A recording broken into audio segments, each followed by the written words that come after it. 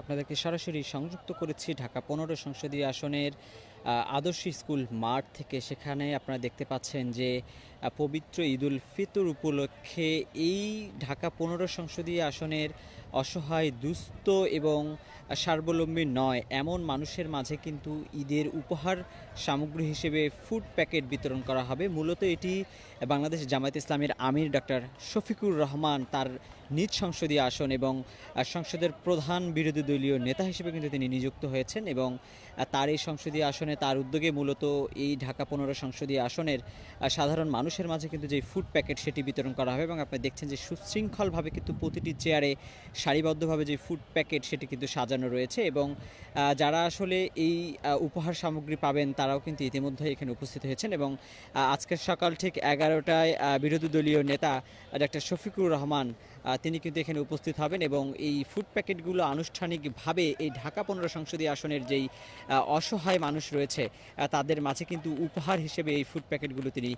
বিতরণ করবেন এবং আপনারা এখন দেখছেন যে মূলত বেশ সুশৃঙ্খলভাবে কিন্তু প্রতিটি চেয়ারে সারিবদ্ধভাবে একটি করে বস্তা এবং একটি করে কার্টন রাখা রয়েছে। পাশাপাশি জানিয়ে রাখি যে আজকের এই অনুষ্ঠানে কিন্তু উপস্থিত থাকার কথা রয়েছে বাংলাদেশে নিযুক্ত যিনি চাইনিজ রাষ্ট্রদূত রয়েছেন তিনি কিন্তু আজকে এই অনুষ্ঠানে বিরোধী দলীয় প্রধান নেতা ডক্টর শফিকুর রহমানের সাথে এই ফুড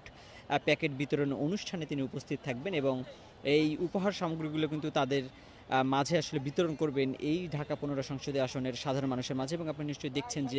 যে প্যাকেটগুলো আসলে বিতরণ করা হবে সে প্যাকেটগুলোর উপরেও কিন্তু লেখা রয়েছে যে China Bangladesh friendship food packet distribution, অর্থাৎ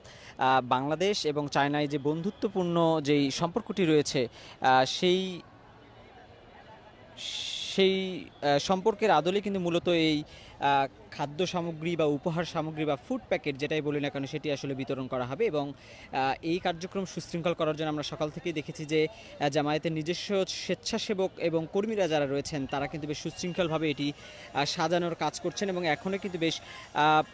ব্যস্ত সময় পার করছেন এই ফুড প্যাকেট আসলে যারা এখানে সারিবদ্ধভাবে সাজাচ্ছেন। পাশাপাশি যদি আমি আপনাদেরকে দেখানোর চেষ্টা করি যে যারা আসলে এই উপহার সামগ্রীগুলো পাবেন এই ঢাকা ১৫ সংসদীয় আসনের সাধারণ মানুষ যারা অসহায়, দুস্থ এবং স্বাবলম্বী নয় এমন যে মানুষগুলো রয়েছে তারা কিন্তু ইতিমধ্যেই নানা বয়সী নারী পুরুষ তারা কিন্তু এখানে উপস্থিত হয়েছে এবং আনুষ্ঠানিকভাবে সকাল ১১টার সময় সংসদের প্রধান বিরোধী দলীয় নেতা ডক্টর শফিকুর রহমান তিনি এখানে উপস্থিত হয়ে কিন্তু এই ফুড প্যাকেটগুলো তিনি বিতরণ করবেন এবং এখন যেমনটি বলছিলাম যে সারিবদ্ধ চেয়ারে এই ফুড প্যাকেটগুলো কিন্তু সাজানোর কার্যক্রম চলছে এবং জামাত আমরা এখানে উপস্থিত হওয়ার পরে যারা এই সুবিধাটি পাবেন বা যারা এই উপহারটি পাবেন তারা কিন্তু একটি একটি করে চেয়ারের পাশে সারিবদ্ধভাবে দাঁড়াবেন এবং তাদের যে উপহার সেটি কিন্তু তারা গ্রহণ করবেন। সব মিলিয়ে এই পবিত্র ঈদুল ফিতর কিন্তু ত্রয়োদশ জাতীয় সংসদ নির্বাচনের পরে এটি প্রথম পবিত্র ঈদ এবং এই ঈদকে ঘিরে নিজ নিজ আসনের সংসদ সদস্যরা কিন্তু তাদের এলাকার অসহায় দুস্থ যারা রয়েছেন তাদের মাঝে বিভিন্ন ধরনের উপহার সামগ্রী বিতরণ করছেন। পাশাপাশি সরকারের পক্ষ থেকেও দেশের এই ৩০০ আসনের সংসদ সদস্যদের জন্য কিন্তু বিভিন্ন শাড়ি এবং অন্যান্য বিভিন্ন